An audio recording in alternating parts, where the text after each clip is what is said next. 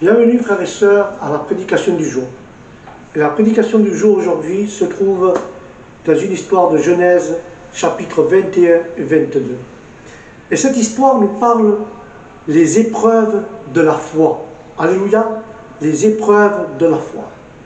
Et dans le chapitre 22 et 21 de Genèse, 21 et 22, ces deux chapitres, frères et sœurs, mettent en lumière trois épreuves qu'Abraham a traversées. Abraham, dans ces chapitres-là, a traversé trois épreuves. La vraie foi est toujours mise à l'épreuve, car c'est seulement par l'épreuve que nous découvrons la nature de notre foi. Car les épreuves de la foi sont des occasions de croissance et de victoire au nom de Jésus.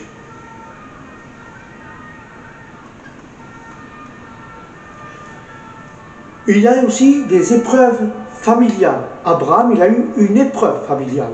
Dans le chapitre 21 et versets 1 à 21, on voit l'histoire d'une épreuve familiale. Il est parfois plus difficile de vivre pour le Christ au sein de son foyer. Abraham avait déjà subi des épreuves familiales venant de son père, de son neveu, Lot, de sa femme, et on observe ici un conflit entre ses deux fils, Ismaël, qui, selon Genèse 16:16, aurait dû être à la fin de l'adolescence, et Isaac, qui fut sevré vers l'âge de 3 ans, au début de la naissance d'Isaac, apportera joie et rire. Et quand nous comparons le chapitre 21, verset 6, et avec le verset de Genèse 17 et le verset Genèse 18-12, il nous montre ces chapitres, car son nom signifie rire, mais un conflit éclata rapidement, car Ismaël persécutait sans cesse son frère, son jeune frère. On peut en tirer de précieux, frères et sœurs, enseignements. Et là nous voyons, à travers cela, il y a la chair contre l'esprit. Ismaël est la chair, Isaac il est l'esprit. Et là nous voyons cette guerre entre la chair et l'esprit. C'est pour ça que Ismaël était un fils de la chair, tandis qu'Isaac était un fils de la promesse, né miraculeusement par un miracle, mais la présence d'Isaac au foyer n'était pas due à la force d'Abraham, car il était presque mort, mais à la promesse et à la puissance du Dieu d'Israël. Alléluia. Mais il y a toujours un conflit entre la chair et l'esprit, entre la vieille nature et la nouvelle nature. Le salut ne change pas la vieille nature. Il ne peut ni l'améliorer, ni la discipliner. Le seul moyen de vaincre la vieille nature, c'est d'accepter le jugement de Dieu et obéir à sa parole au nom de Jésus. Amen. Abraham aimait Ismaël et désirait ardemment le garder. Alléluia. C'est pour ça que quand Dieu parle à Genèse 21 et à Genèse 17, mais Dieu dit, chasse-le. Et Romains 6 nous apprend que notre seule victoire sur la chair est de la crucifier avec Jésus. Et être considéré comme cette chair mort et crucifiée avec le Christ. Car les chrétiens qui nourrissent la vieille nature auront toujours des conflits et des problèmes, car notre vieille nature a été crucifiée avec Jésus-Christ. Car les croyants doivent être attentifs à leur relation avec ceux qui ne sont pas croyants. Ils jouissaient d'une bonne réputation auprès de ses voisins Abraham. Mais quand nous lisons Romains 12, 1, Paul nous exhorte à offrir nos corps comme un sacrifice vivant et saint.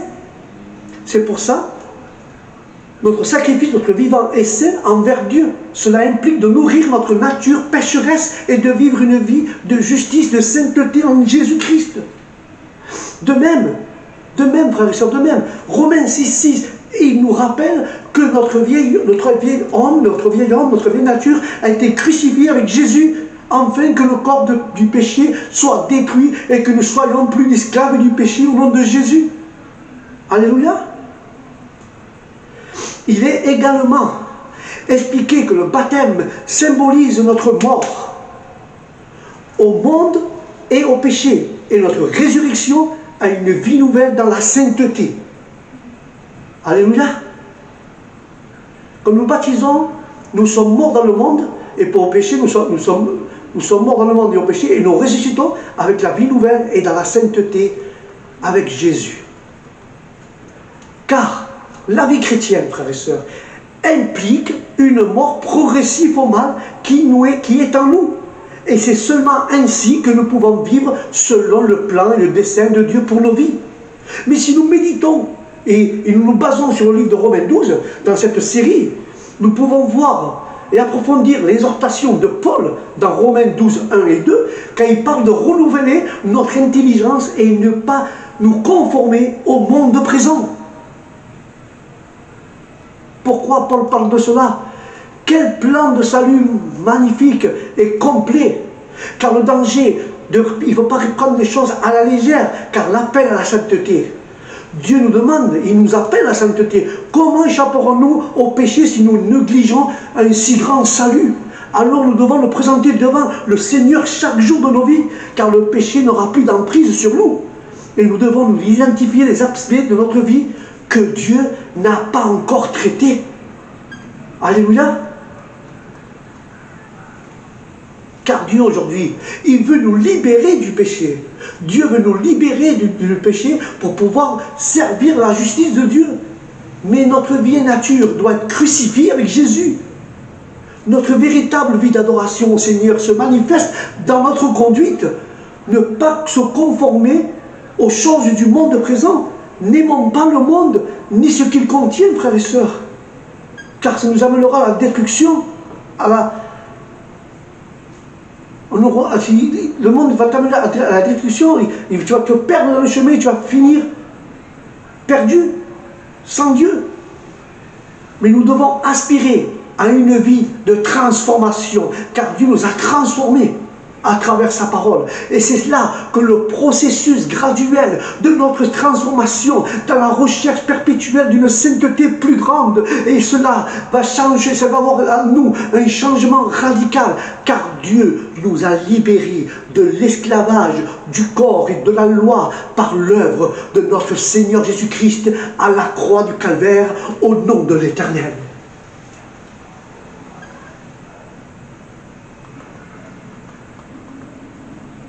Et je vous dis, moi, et comment y parvenir, frères et sœurs? Comment y parvenir?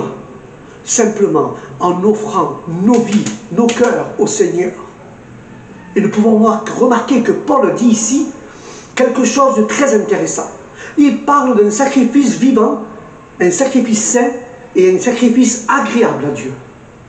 Il développe peu à peu plus cette idée de présenter notre corps. Comment nous devons nous présenter nos corps au Seigneur? Nous devons nous présenter notre corps comme un sacrifice vivant et saint et agréable aux yeux de l'Éternel. Alléluia. Ainsi, Paul nous demande de présenter ce corps. Eh bien, il dit aussi ici, présenter nos corps comme un sacrifice vivant. Ok. Vous voyez ce que j'expliquerai précédemment.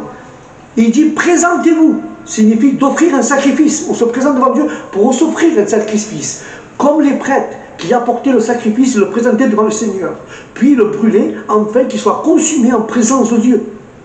Mais cette combustion, cette chair représentant la mort et la destruction du charnel, de l'animal, du terrestre, du diabolique, devant le Seigneur et Dieu, voir cette chair brûler, c'est comme dire, voilà ma colère est apaisée, ma justice est satisfaite.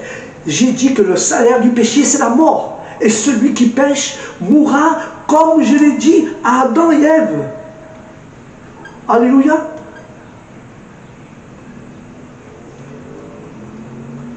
C'est pour ça que Dieu dit, or, cet animal qui représentait le pécheur, consumé et détruit, symbolise la satisfaction de sa justice. Ainsi, Paul dit que nous devons nous offrir nos corps, notre chair, notre nature humaine comme un sacrifice vivant.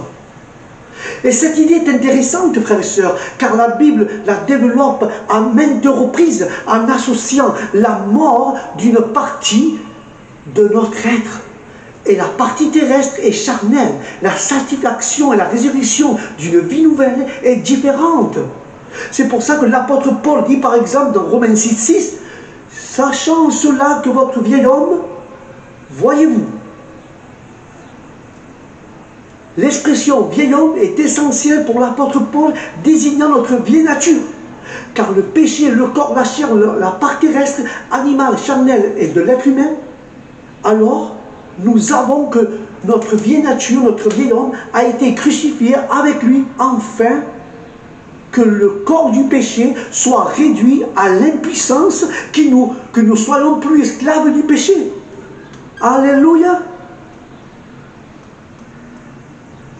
Et là, il s'agit d'une explication plus profonde, ce que l'apôtre Paul exprime, de manière qu'à la fois implicité consiste lorsque nous exhortons à offrir nos corps comme un sacrifice vivant, comme le Christ a été présenté sur la croix du Calvaire. La parole dit, comme un agneau sans tache, comme un sacrifice. Ce n'est pas le Christ.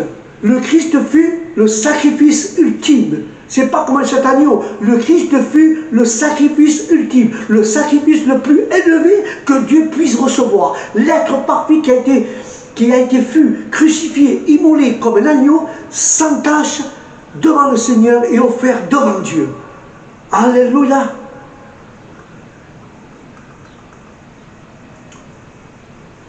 Vous savez quoi, frères et sœurs? Ce que Paul dit ici, c'est que aussi nous devons faire un sacrifice, mais aussi nous devons être crucifiés. Il dit que notre vieil homme a été crucifié avec lui. Autrement dit, lorsque nous abandonnons notre vieille nature au Seigneur, Dieu la considère comme crucifiée avec le Christ, et c'est ainsi qu'il le voit. Maintenant, notre vie quotidienne, nous devons faire de cet acte spirituel absolu une chose que nous répétons jour après jour, et nous devons en faire une réalité. Amen. Nous devons faire une réalité, frères et sœurs. Ce que Dieu a fait de manière égale et judiciaire, nous transformons maintenant dans une vie quotidienne en une chose réelle. Puis continue en progressive qui s'accomplit, se perfectionner, se réaliser jour après jour, car notre vieil homme a été crucifié avec lui comme un sacrifice. Vous vous souvenez? Offrons nos corps comme un sacrifice vivant, afin que le corps du péché, comme le dit Romains 6, soit réduit à l'impuissance, afin que nous soyons plus esclaves du péché. Car celui qui est mort s'est libéré du péché. Lui qui est mort dans la chair, il est libre du péché. C'est une idée merveilleuse, n'est-ce pas? Car Dieu œuvre constamment en nous. Et cette idée que nous mourrons pour vivre, c'est une partie de nous meurt. Il y a une partie de nous qui doit mourir. La chair doit mourir. Donc nos mal pensées doivent mourir. On est crucifié à la chair. Il y a une partie de nous qui doit mourir, la chair. Et notre vieille nature doit mourir jour après jour, afin que nous pouvons ressusciter à une vie nouvelle en Jésus-Christ, au nom de l'Éternel. Alléluia. Je vais t'illustrer quelque chose dans Romains 6,4. Car nous avons été ensevelis, enterrés avec lui par le baptême dans sa mort, afin que, comme Christ l'est ressuscité des morts à la gloire du Père, nous aussi, nous marchions en nouveauté de vie. Il est fascinant de constater le lien entre la mort au péché, la vie nouvelle dans la justice et la sainteté de Dieu. Ce processus s'accomplit en nous offrant nous-mêmes en sacrifice, en mourant chaque jour un peu un peu plus, nous mourons, et nous-mêmes, enfin, que la vie du Christ se manifeste toujours davantage en nous. Il est intéressant de noter que c'est là qui symbolise le symbolisme du baptême, se fait baptiser. C'est exprimer concrètement et symboliquement ce qui a été déjà donné dans notre vie et ce que nous continuerons à offrir tout le long de notre existence. Lorsque le nouveau croyant entre dans les eaux du baptême et le pasteur ou la personne officiant prend son corps et l'immerge dans l'eau et que la personne est baptisée, disparaît à un instant dans l'eau. Et à cet instant, on représente la mort du nouveau croyant. Il est représenté Et quand il dit submergé dans l'eau, il représente sa mort au monde, à la chair, au péché, et au service du péché et à l'injustice. Quand tu baptises quelqu'un, tu le mets sous l'eau, tu l'immerges, alors là, le croyant, il est en train de mourir au monde, à la chair, au péché, au service du péché et à l'injustice. Quand tu rentres sous l'eau, au moment du baptême. Et puis, lorsqu'il remonte à la surface, à l'instant que tu remontes à la surface de l'eau, que tu étais submergé, cela représente la nouvelle vie de sainteté, laquelle ce croyant est appelé à vivre par Dieu. Amen. Voilà le sens profond du baptême. Mourir à la chair pour vivre dans la sainteté. C'est pour ça que les Épîtres aux Romains chapitre 6 nous dit, que dirions-nous donc? Pécherons-nous enfin que la grâce abonde? Certainement pas. Nous sommes morts au péché, comment nous pourrions-nous vivre encore?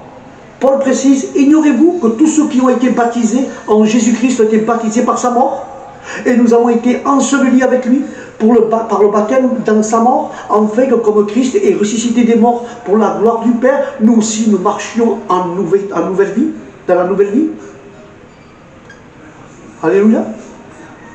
En d'autres termes, Paul nous exhorte à offrir nos corps comme un sacrifice vivant. Que ça se symbolise dans la profondeur de la parole du Seigneur, sont admirables.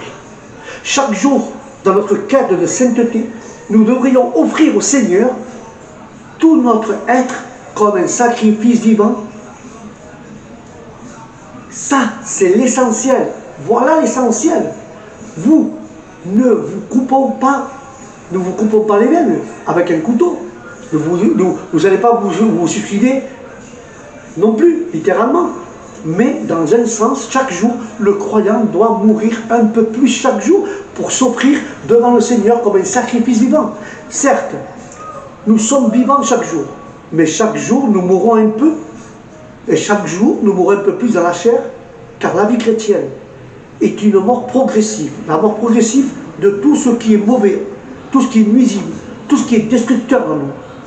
C'est pour ça, nous devons faire attention, et je vais conclure avec cela. Nul ne peut être un bon chrétien, nul ne peut être un bon chrétien s'il ne meurt pas un peu plus chaque jour. C'est fascinant, mais c'est ainsi. Il peut aussi devenir une créature pleinement vivante ou pleinement puissante devant Dieu. Alors je t'invite ce matin, offre ta vie à Christ comme un sacrifice vivant. Meurs un petit peu plus chaque jour. Et alors tu pourras vivre selon le plan et le dessein que Dieu a pour ta vie. Au nom de Jésus, que Dieu vous bénisse. Amen. Voilà mes frères et sœurs. C'était le thème, les épreuves de la foi.